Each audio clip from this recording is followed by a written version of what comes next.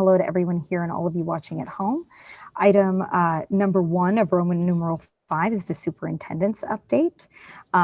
As was the case during our last meeting, tonight's update is highlighted by the class of 2021. We did hold a series of events for our class of 2021 last week, and those events continue into this week. And then we will also be providing the highlights of our free summer academic and enrichment programming for all of our students from K through 12. But to begin, our COVID slide. So we're not quite at the stage where we feel comfortable in removing this from our update, but we do believe that we're moving in the right direction. So this chart does show that our daily incidence rate, this next chart, sorry. Shows that our daily incidence rate and percent positivity continues to plunge. In fact, Everett is now judged to be in the green or a low-risk community according to the state and CDC metrics. So at this stage, our overall approach to the pandemic, is focusing on vaccine efforts. So in recent weeks, we have partnered with organizations such as the Cambridge Health Alliance, Blue Cross Blue Shield, Harvard Pilgrim, and the East Boston Neighborhood Health Center on bringing vaccine clinics directly to our schools. This past Friday and Saturday, in fact, the mobile Pfizer clinics were set up near Glendale Park. The Pfizer vaccine, as you know, is approved for everyone ages 12 and up and is of obvious added value to our school communities. So I just wanted to thank everyone in our entire community and all of these organizations for being so quick to help organize these events for our residents, our families, and our students. This slide shows the number of cases we have reported among students 19 and under in the city of Everett. So we did see a modest spike in cases in April as we opened up schools for full-time in-person teaching and learning. The number of cases in this age group, however, I am happy to report did drop to 40 cases in May, which is a big decline from the previous month and significantly fewer than at the turn of the year. So as we make our way to the end of the school year, we will continue to require face coverings inside our schools for students and staff. They are not required for outdoor activities. Obviously, everyone is free to wear face coverings whenever they want, and we should all continue to be mindful that people will all adjust to the changing guidance and rules at their own pace. And so we are trying to encourage that no one should be made to feel uncomfortable about the choices they're making. Our latest attendance report shows that the large majority of our students are attending school 90+% of the time, with 829 students still boasting a perfect 100% figure. Our daily absences jumped a little as we moved from a mostly remote model to large-scale in-person learning, and there is a tendency for absences to tick up as the end of the year approaches as well. But even so, our attendance rates have once again leveled off over the last couple of weeks as students have settled into their new routines. So the next few slides highlight the events from last week for the class of 2021, which are among some of the brightest of the bright spots we've gotten to share this year. So the events gave our students the chance to be with each other and their teachers and to experience some measure of what is supposed to make this last part of their senior year so special. I do want to thank everyone at Everett High School who organized and oversaw our senior week festivities. Events like these, I know, are not easy to plan under any circumstances, but this year was definitely challenging because it was quite the sprint, as our high schools were not given the go-ahead to return to in-person teaching and learning until May. So our EHS leaders and teachers had to really make sure that they were working diligently to get these events in place, but they saw an opportunity, they seized it, they put together a variety of fun schedule of events. And at the same time, we're also administering MCAS access testing and holding capstone presentations, all of which the staff handled with a lot of skill and dexterity. So our first event of the week was a luau at the Kowloon restaurant, which was organized by Maureen DiBiazzo. The following day, on June 2nd, seniors were treated to the chicken and rice guys food truck and an ice cream truck, which you see on this next slide. And then followed that night by that night's virtual EHS talent showcase. And then on June 3rd, seniors participated in a sunrise event at Everett Stadium. So they were all up very early that morning to participate in that. And then finally on Friday, we held the red carpet extravaganza at the high school.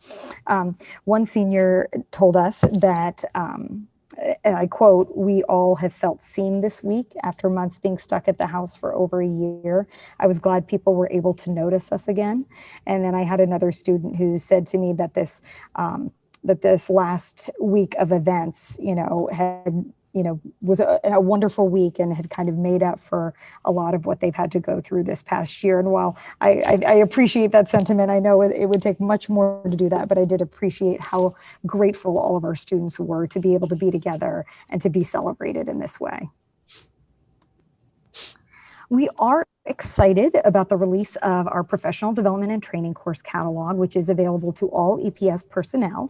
Teachers can review and register for all the courses via TeachPoint, which is our online service that manages and tracks our professional development.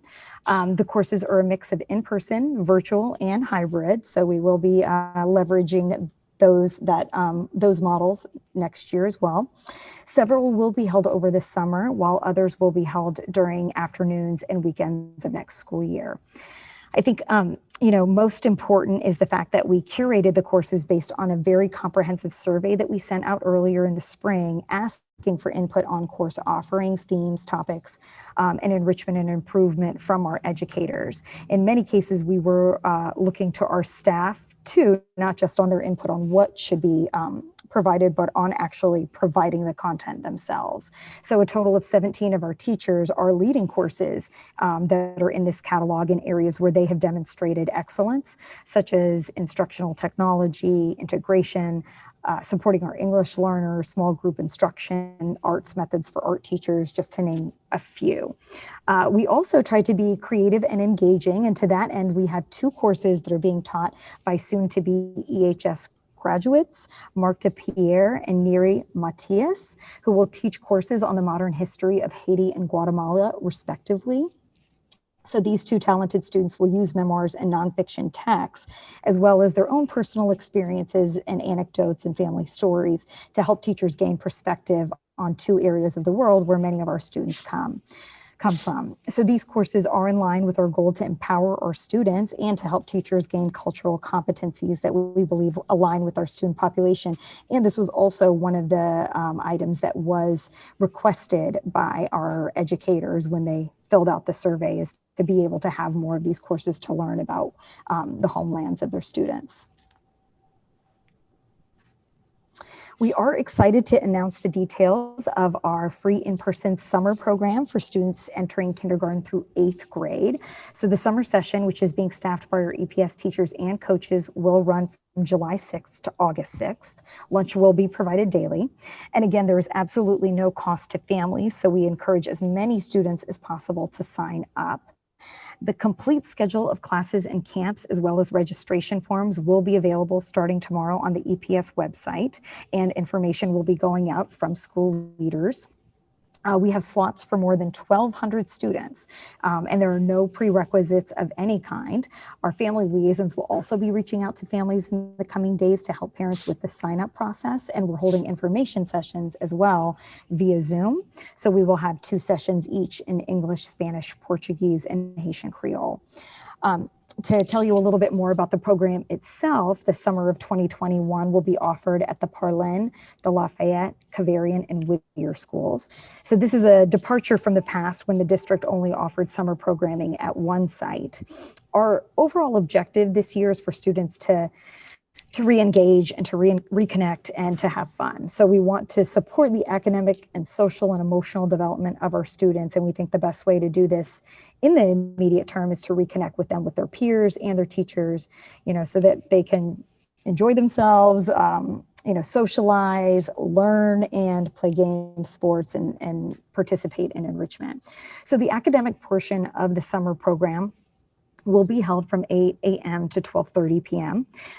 We will offer meaningful units on math, reading, and science. These classes will be led by our teachers, so they are aligned with our curriculum and our expectations. Throughout the 5-week window, we've also lined up an array of activities that families can sign up for as well, all of which reflect the broad interests of our students and also the talents of our staff. So our Crimson Tide coaches will lead sports camps and fitness programs. We will have yoga classes, arts and crafts, painting. There's a chess course that's on the menu, book clubs, and several different music offerings. So these will be offered in the afternoon after the academic program.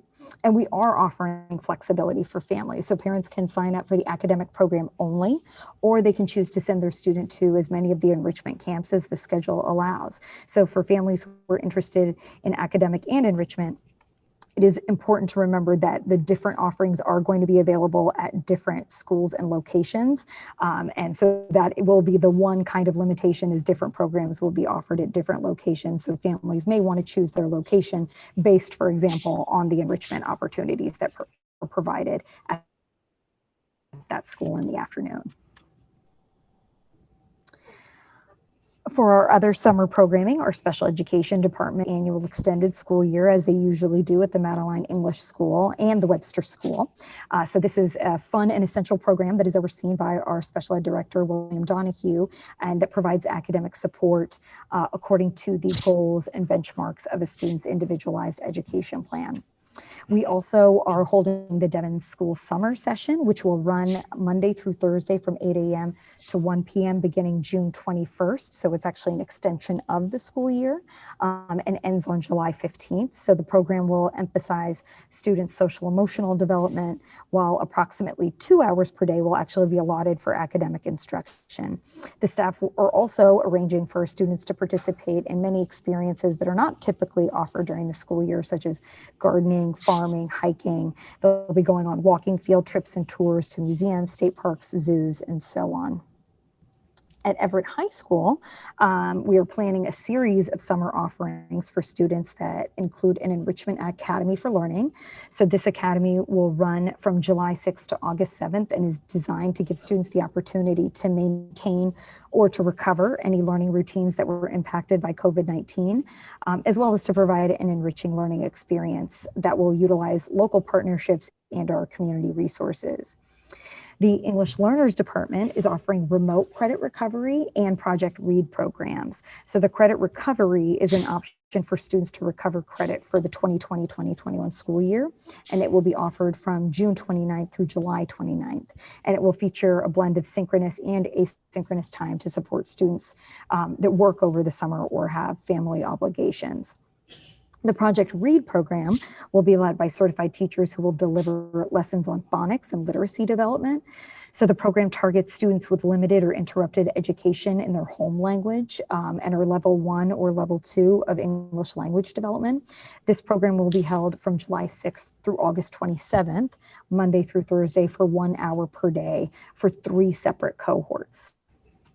In partnership with the Zoomix, the EL department will also be offering a STEAM enrichment program that's for all levels of English learners and grade levels to meet the needs of students who will benefit from foundational skill building. So Zoomix will allow students to engage in the arts and will offer workshops on songwriting, African drumming, vocals, radio drama, and build it construction-oriented classes. The STEAM program will run from June 28th to July 29th, Monday through Thursday from 8 to 12. For rising ninth graders, we will be offering an acceleration program through our partnership with Livius, who is a provider with a proven track record for boosting student achievement and test scores. So participants will be taking a pre-assessment test followed by 10 sessions on Tuesdays and Thursdays from 10 a.m. to 12 p.m. The program features a 5-to-1 student-teacher ratio and can accommodate English learners as well. as students can also participate in the Virtual Prisms of Reality Algebra program. So this partnership between Prisms and the EPS involves the implementation of an algebra library to provide administrators and educators with a platform to improve algebra proficiency. EHS is also partnering with the Boston Design Academy to offer internships to our students centered around urban gardening and 21st century technology aimed at helping address food insecurity in Everett. And lastly, the high school is offering a summer youth academy for rising ninth graders in partnership with the 3 Point Foundation. So this free program, summer program, is integrating project-based learning, athletics, and other activities that promote learning and develop skills. Following Wednesday's graduation, EHS staff will begin sharing information about this very long menu of items that students can choose from for the summer, including registration links and virtual and in-person information sessions. So as you can see, we really have tried to create a robust amount of summer programming that will, appeal to all different students and families depending on what they want their summer to look like. We really are, again, trying to really diversify the experiences and access and opportunity that we're providing to our students.